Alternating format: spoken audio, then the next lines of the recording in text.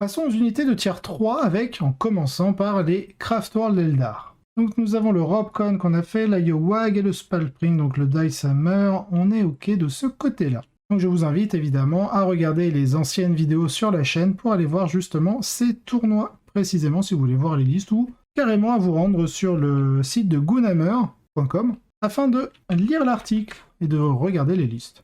Les Craftworld peuvent encore gagner des événements, et ont été performants à un niveau équivalent à celui de nombreuses factions de tier 2. Le principal problème qu'elles rencontrent actuellement est que leurs secondaires sont extrêmement contraignants en ce qui concerne les builds viables. Elles nécessitent tout un engagement raisonnable dans votre liste, et celle qui ne l'est théoriquement pas. La voie cachée est pratiquement injouable dans la moitié des missions. Les Craftworld n'ont pas besoin de beaucoup d'aide, mais quelque chose qui rendrait les secondaires moins pénibles serait probablement salutaire. C'est aussi un problème particulier pour les Inari, où le fait de ne pas pouvoir prendre de Seigneur Phoenix dans leur liste principale rend Wrath of Magnus extrêmement marginal, ou les oblige à utiliser un détachement auxiliaire pour en glisser un en douce, comme on voit dans l'exemple de liste ci-dessus. De plus, il y a encore des discussions très tendues sur le fait de savoir si les Inari peuvent prendre des Craftworld secondaires. À mon avis, ils sont clairement censés pouvoir le faire, mais la formulation doit être revue. Est-ce qu'il y aurait des changements? Je suggérerais, pour Hidden Pass, donc la voie cachée, perdre le cavalier, donc c'est le mot-clé,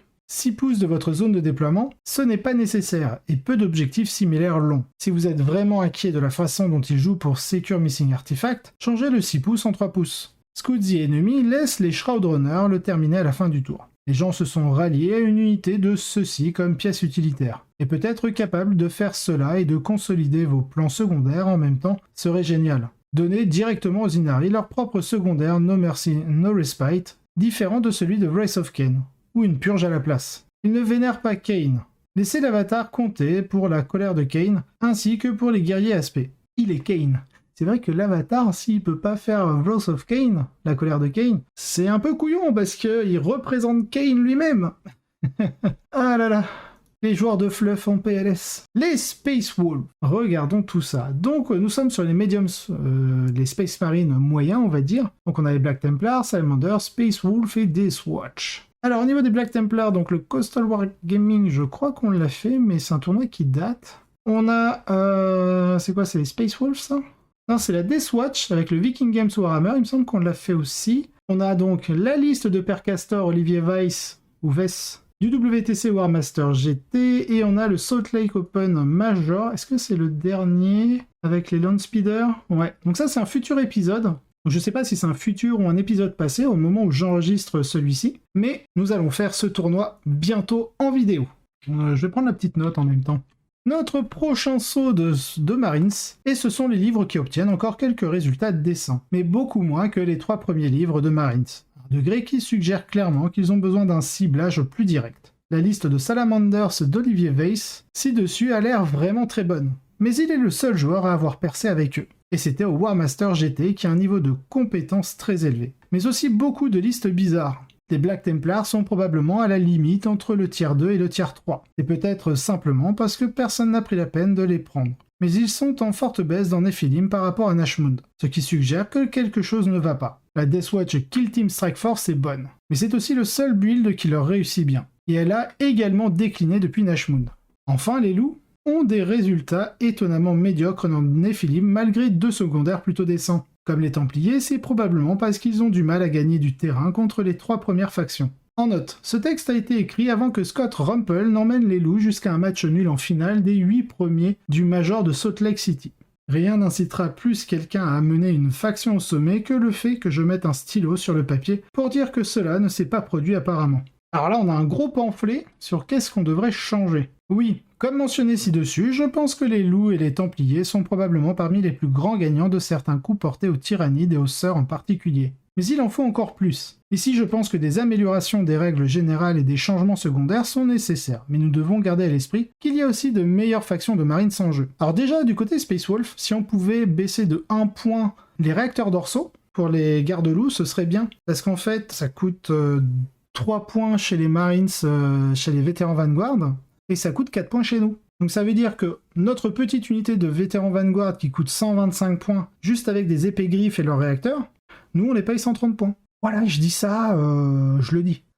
Donc juste ça nous apportait peut-être un surplus de 15 points dans nos listes, parce que du coup bah, on spam forcément nos 3 unités de garde-loup. Je trouverais ça bien qu'on les récupère, parce que 15 points c'est quand même un cyberloup. Hein. Et si plus tard ils modifient engagés sur tous les fronts où nos cyberloups pourront justement aller les faire, eh ben on crache pas dessus. Les principaux problèmes qui freinent ces factions par rapport aux meilleurs semblent être les suivants. Des secondaires faibles, une capacité moindre à annihiler l'ennemi dès le début, comme les Iron Hand ou la Ravenwing des Dark Angel, ou à constituer un ensemble de bagarreurs capables d'affronter tous les adversaires, les Blood Angel et les Dark Angel. C'est vrai qu'avec la Deathwing et les Sanguinary Guard, en Blood Angel, c'est plutôt costaud. Voici où j'en suis actuellement. Dans les secondaires, changez le Codex Warfare pour donner 2 points par tactique ainsi que Devastator. C'est toujours horrible, même dans sa forme actuelle améliorée. Changez le second critère de Hoots of Moment en aucune unité Marines de votre armée n'a battu en retraite à ce round de bataille, ou plus d'unités ennemies ont été détruites ce round de bataille que d'unités de Marines n'a désengagé. Avec le plafond de score plus bas, cette condition finit par être un peu trop dure telle qu'elle.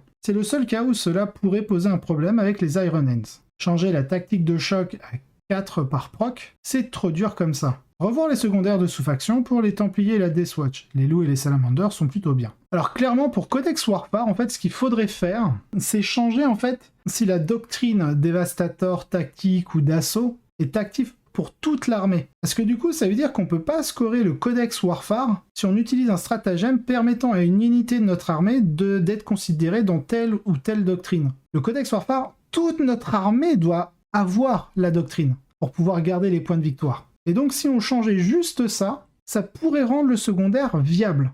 Je dis pas qu'il serait auto-inclus partout, hein, mais au moins il serait viable. À l'heure actuelle, il pue la merde, si je puis dire. Dans les règles, ajoutez une nouvelle règle appelée Tip of the Spear, accordant l'objectif sécurisé aux vétérans de l'avant-garde, ou l'unité de base de garde-loup pour les Space Wolves, et aux vétérans Blade Guard.